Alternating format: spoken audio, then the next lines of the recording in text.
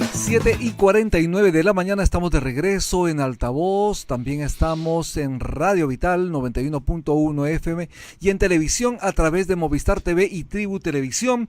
Nos acompaña el doctor Eduardo Arroyo, escritor, docente universitario en la Universidad Ricardo Palma. Muy buenos días, doctor, ¿cómo está usted? Bienvenido a Altavoz en Vital. Buen día, ¿qué tal? Buenos días, muchas gracias por la invitación. Lo primero que quiero dar es un saludo a usted, profesor universitario, y el día de hoy es el Día del Docente Universitario. ¿Cómo Feliz están día. celebrando los maestros universitarios su día? Bueno, ya toda esta semana ha habido celebraciones porque ha habido un Día del Maestro en general, ¿no? Que es más conocido por la población, pero hace algunos años la Asamblea Nacional de Rectores, la ex asamblea, decidió separar, pero dentro de la misma semana, o sea, con mucha cercanía, Día del Docente Universitario. Yo no haría esta separación porque todos somos maestros, yo me llamo maestro universitario, catedrático, pero sí es interesante. Yo estoy cumpliendo 51 años de catedrático en junio, los cumplí, ¿no?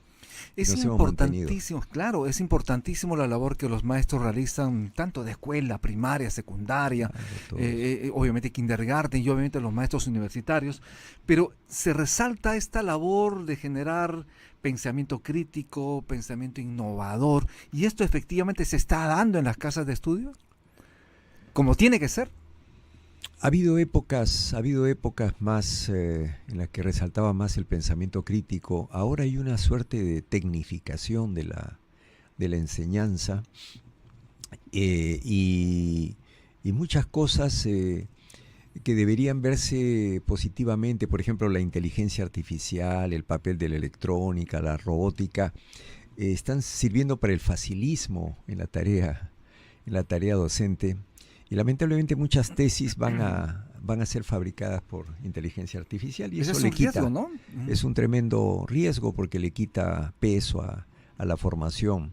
Pero hay que ver, la labor del catedrático tiene que ser ver el otro lado, ¿no? El lado de que te ayuda a tener más información, pero no al hecho de que terminas copiando y la inteligencia te fabrica los resultados finales, ¿no? Con lo cual va a haber una suerte de embrutecimiento. Nosotros tenemos que ver el otro lado, ¿no? El otro lado de cómo te facilita la información. Yo quería preguntarle, recientemente la Universidad Católica canceló la conferencia de Rafael López Aliaga y la San Marcos canceló una conferencia de este pensador conservador Miklos Lukács. Me parece mal porque la universidad es un templo donde convergen las ideologías, los pensamientos, ¿no? ¿Por qué hay este veto en estas universidades? ¿Debería haber? No, la universidad es un lugar, es un foro abierto a todas las opciones. En nuestra universidad tratamos de ser abiertos. Tenemos alumnos adventistas, judíos, palestinos, católicos, protestantes de todos los tipos. Entonces, la universidad, en el caso nuestro, es totalmente secular, ¿no? Ricardo Palma, además, exacto, sabemos que era anticlerical precisamente. Claro.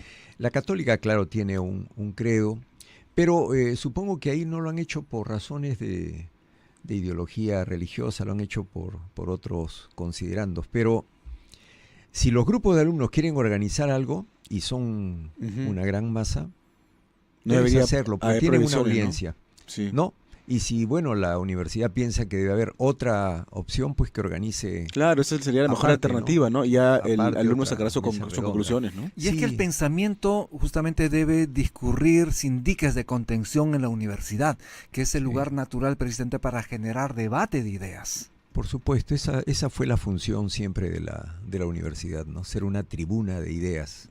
Siempre ha sido esa la función y tenemos que propender a eso, ¿no?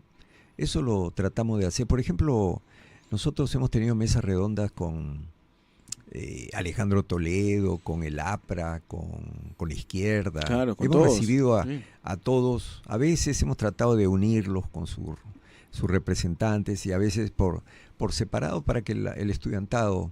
A mí me dijeron una vez mis estudiantes, en un curso de Realidad Nacional, profesor, la alternativa es Pedro Pablo Kuczynski. Yo no estaba de acuerdo, es decir, no era mi voto, pero está bien, le digo, invitémoslo. Y Pedro Pablo Kuczynski fue a la universidad, recibió la medalla, admiró, le gustó mucho el aulario, ¿no? El aulario, y expresó sus puntos de vista porque es un hombre serio, versado, ¿no? Pero también tuvimos al otro lado a Verónica Mendoza, es decir, hemos tenido pluralidad, ¿no? Eso es importantísimo, que Sí, en la esa es la universidad idea. se genere esta diversidad de Claro, ideas. sí. Doctor, como sabe perfectamente, se está calentando ya, digamos, la escena contemporánea, la escena política contemporánea, por lo tanto, va a generar obviamente mucho debate de uno y otro lado. ¿Cómo usted está viendo la participación de la academia, digamos, en el aspecto político en el país? ¿Hay participación de la academia? ¿Se está interesando la academia en la cosa política del país? Sí, hay muy buena producción y hay...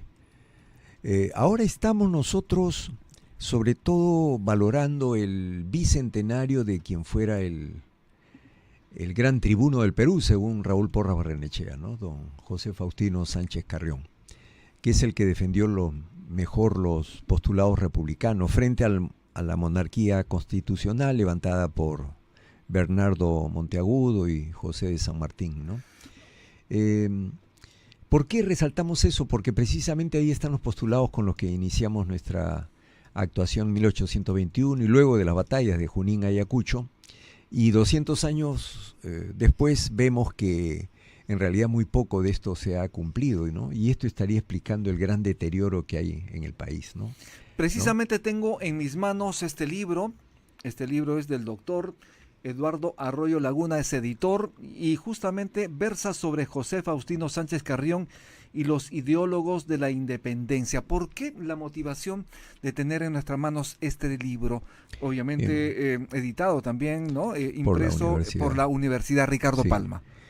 En junio de este año, el 2 de junio, falleció, teniendo solo 38 años, José Faustino Sánchez Carrión. 38 años, jovencísimo. Claro, joven, 1825.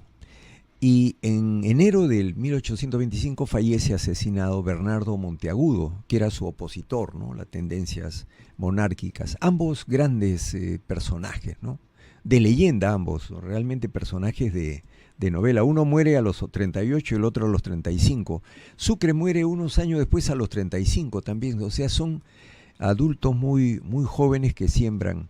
Es importante porque Sánchez Carrión defiende los planteamientos republicanos que pasan por la idea de, uno, lo público está por encima de lo privado.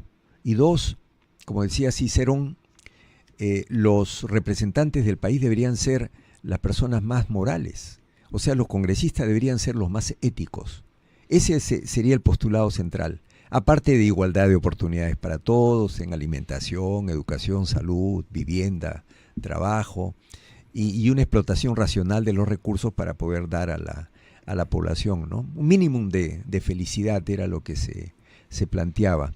Entonces, esta idea de ética, de moral, habría que levantarla ahora cuando vemos el deterioro ético y moral en nuestro país, ¿no? Efectivamente, Terrible, es una situación, ¿no?, difícil, complicada, hablar justamente de este deterioro ético y moral. Sí. Pero ¿cree usted que se van a sentar las bases para cambiar esta situación de cara a lo que se viene a corto y mediano plazo? Yo creo que el establishment, o sea, quienes tienen el poder en el país, han hecho las cosas de tal modo que se ha fragmentado la escena política, y con 40 partidos, si no se organizan en frentes y además polarizados, es imposible llegar a alternativas solventes, ¿no? Puede darse el cuadro que se ha dado en los últimos tiempos de que el ganador lo haga por 40.000 votos, que son los votos, ¿no?, que obtuvo Kuczynski o Pedro Castillo, ¿no? 44.000 por ahí, ¿no? Que es poco, ¿no? Que es poquísimo, entonces la diferencia es poca. Y ha radicado sobre todo en el sureste andino, sobre todo en Puno, ¿no? Puno, que además que es la región más golpeada, donde hay mayor cantidad de asesinatos. Entonces, hacia ahí se están dirigiendo mucho de los pobladores, pero resulta que en esa región se está levantando la bandera de Castillo Libertad, Pedro Castillo me refiero. Y ese es el asunto también. Exacto. Difícil de manejar, pero creo que el sureste andino tiene mucha fuerza, va a tener mucha fuerza, y si volvemos a los 44.000 y a un Congreso totalmente polarizado, la verdad que no le veo Vamos a seguir igual. un gran vaticinio a Perú. Sí, seguimos igual. Vamos a hacer una pausa. Estamos en Altavoz en Vital, también estamos en las redes sociales de Tribu Televisión, estamos también en Movistar Televisión. Ya regresamos.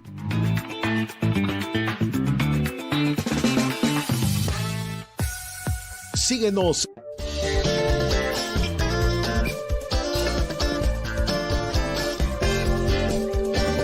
Estás en Vital TV.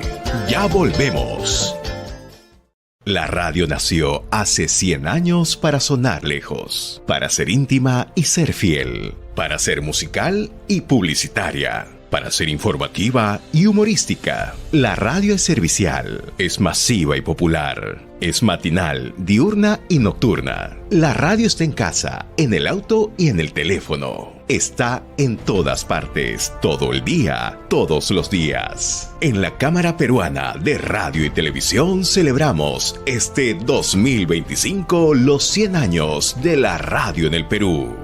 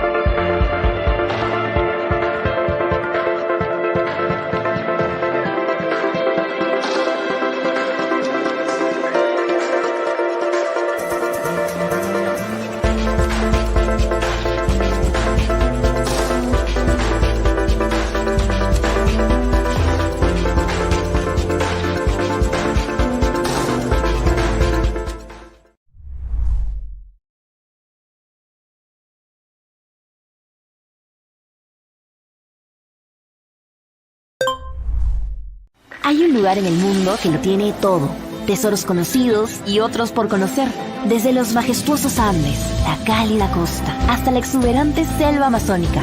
Nuestro país tiene un sinfín de riquezas únicas llenas de tradición, innovación e ingenio que nos enorgullece. Y un banquete de sabores que nos alegra el corazón. Te invitamos a un viaje donde exploraremos tesoros que quizás aún no conocías y que esperan a ser descubiertos por ti.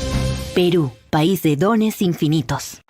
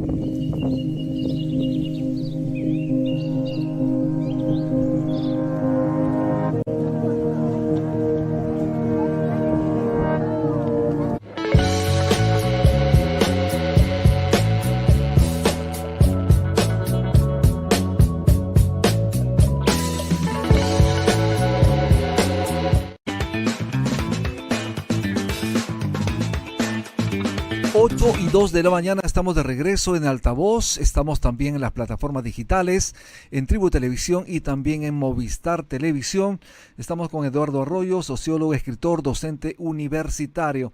Quedan 22 días para que los partidos políticos puedan decidir si van en alianzas o no.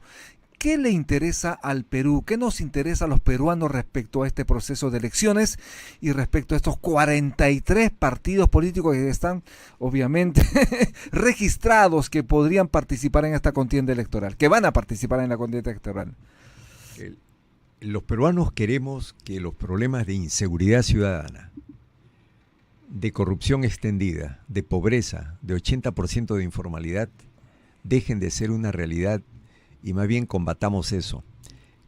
Los 40 partidos harían una gran gesta republicana si lograran organizarse en frentes, lo cual implica deponer el egoísmo personal, la ambición personal. Y es el ego. Es una tarea difícil, pero no hay otra alternativa. De lo contrario, el statu quo que ha establecido una serie de congresistas impresentables va a llevar a que se reproduzca el cuadro del año del 2016 y el último cuadro con la elección de Pedro Castillo, y lamentablemente nuestra patria seguirá pues padeciendo, cargando la cruz de la división, de la falta de programas. De la atomización política en el país. ¿Cuántos total. partidos políticos deberían haber efectivamente para que haya una competencia sana y los peruanos podamos decidir de una manera adecuada? Para estudiar bien los planes de gobierno, ¿no? Claro, no tampoco como Estados Unidos, que ya está buscando crear su tercer partido, y Elon Musk está creando el tercer partido.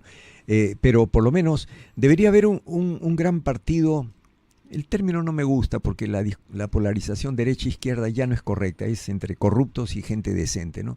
Pero un partido, digamos, por llamarlo tradicionalmente de derecha, debería haber un partido de izquierda y agrupaciones de centro, ¿no? Creo que 5 grandes agrupaciones podrían definir lo que piensa la gente. Pero hay corruptos por todos lados, izquierda, derecha, centro, sí, arriba, la abajo. corrupción está extendida en todos lados, la PUS corre por todos lados. No tiene signo ideológico la corrupción, o sea, está en todos lados. ¿Qué dicen sus alumnos en la Universidad Ricardo Palma, que es una universidad privada, respecto a esta decisión del Ejecutivo de subirle el sueldo a la presidenta Dina Boluarte? Más de 53,000 soles. Bueno, nadie está de acuerdo con esto, sobre todo en estos momentos de corrupción y de altísima pobreza, ¿no? De desempleo generalizado. Nadie puede subirse el sueldo de 15,000 a 35,000. Claro, es decir, 122% más, ¿no? Claro, es un absurdo. Entonces la presidenta debe ser el ejemplo de moral, de guía de la nación. Y mientras otros presidentes en el mundo ya que en Palacio de Gobierno tú tienes pues movilidad, tienes un sastre, todo gratuito. Y además tienes un vale de alimentación por 5,000 soles al mes. Han bajado su sueldo, ¿no? O donas porque la van otra a recibir parte. también una pensión como sueldo congresista, ¿no? Claro, entonces no puedes, ya el nivel de cinismo, de falta de tino político en un país donde no hay trabajo y hay tanta pobreza, no puede ser manifestado de ese modo por alguien que es el emblema de la nación. O sea, la política como botín. Claro, la política como botín, pero de un modo descarado, porque hay hasta modos de robar que ha tenido. O sea, hay corruptos de los cuales tú no sabes nunca que son corruptos y lo hacen de un modo. Claro, no se puede aceptar que te roben ni un sol, efectivamente, no se puede aceptar. Sin embargo, ¿no? A ver, desde mi punto de vista, yo sí considero que el mandatario, la máxima autoridad del país, debe ganar por encima de los demás funcionarios. Claro. Eso lo considero. Eso sí. Pero en este momento, es el momento para hablar de una remuneración mayor a una presidenta que no da resultados en ningún aspecto, no. Ni en salud, ni en educación, ni obviamente en seguridad ciudadana. No tenemos resultados en nada, doctor. No, con 0% de aprobación y sin ningún resultado, una persona que no piensa en el Perú y que no tiene idea sobre el país, es ineficiente totalmente como gobernante, como gestora, no tiene ninguna razón, ninguna explicación. Así que aquí no es un problema de izquierdas, derechas, es un problema de que por sentido común una persona totalmente ineficiente no puede tener ese sueldo, ¿no? Claro. En absoluto. Pero ella venía con la plancha de Pedro Castillo, ¿no?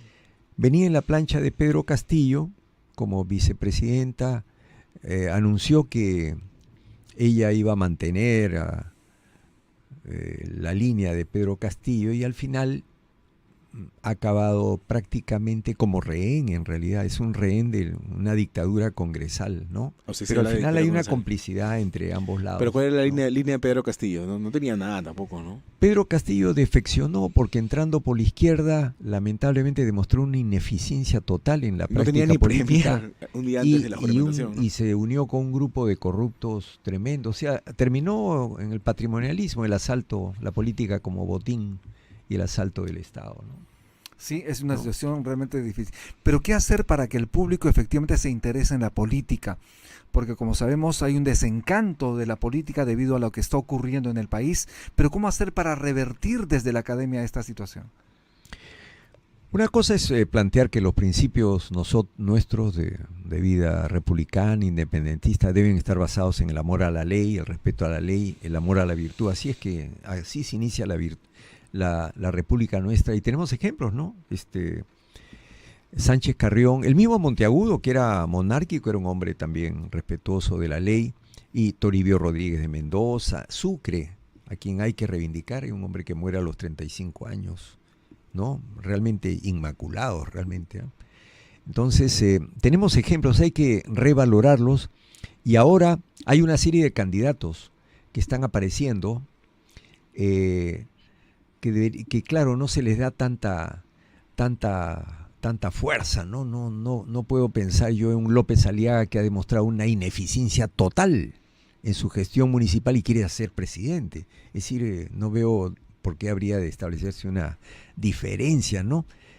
Contratando, comprando trenes que no van a poder funcionar porque se van a ir a un depósito. Es decir, ojalá que funcione pésima realmente, ¿no? gestión, ¿no? Pésima gestión. Entonces, como presidente tampoco le veo ningún futuro. Necesitamos un recambio de otra gente. Ya el fujimorismo demostró en estos 30 últimos años que ya no da para más. Ya no es ese capitalismo popular que encarnó al comienzo, ¿no? Sí, por lo comienzo, menos sí, cuando empezó Alberto Fujimori. Sí se redujo la pobreza, ¿no? Claro, parecía ese capitalismo popular, pero ahora no, definitivamente la cabeza de la corrupción, y doña Keiko Fujimori lamentablemente no está destruyendo el país. Está destruyendo, lo tiene como rehén de sus caprichos, ¿no? Y lo está destruyendo. Instituciones destruidas, en fin. Así que necesitamos un recambio. Creo que la gente sabe eso, pero como la gente tiene que vivir, no puede estar haciendo política porque tiene que mantenerse. Entonces, lo que pasa es que muchos peruanos viven en el día a día. Claro, pues entonces por lo tanto, su principal preocupación es cómo lleva, digamos, los alimentos a la mesa. Por lo tanto, la política queda en un plano diferente. Ese es el tema. Pero allí lo que nos interesa mucho saber y también es impulsar es que la población revise los programas de gobierno, pueda informarse respecto a lo que los partidos políticos hacen o quieren hacer.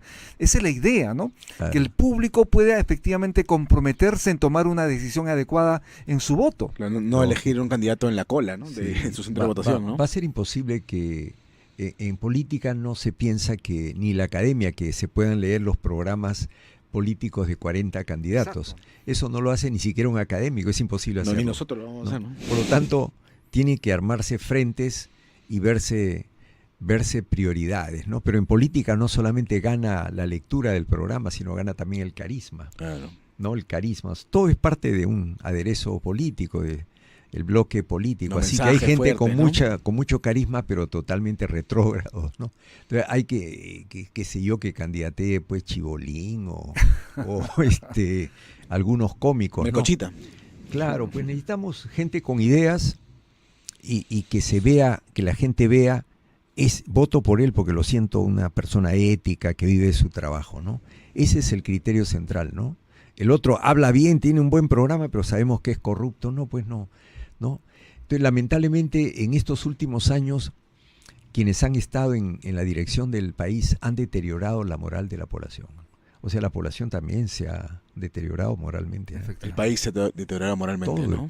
Todo el país. Y porque con eso las autoridades son la representación del mismo país, ¿no? De cada peruano. Entonces no podemos decir que los inmorales son ellos y el pueblo es inocente. Porque salen del mismo lugar. Todos lamentablemente hay una complicidad y lamentablemente todos nos hemos corrompido, tenemos que cambiar totalmente nuestro... Doctor Eduardo Arroyo, muchísimas gracias por estar en Altavoz Vital, gracias por estar en el programa. Nuevamente nuestra felicitación al trabajo que usted como docente y como docentes además en el país realizan en esta labor encomiable, precisamente de llevar hacia adelante una educación de calidad. Eso es lo que buscamos los peruanos. Muchísimas gracias. Muchas gracias también. Estuvimos con el doctor Eduardo Arroyo, sociólogo, escritor, docente universitario. Él labora en la Universidad Ricardo Palma. Haremos una pausa y regresamos. Ya hablemos.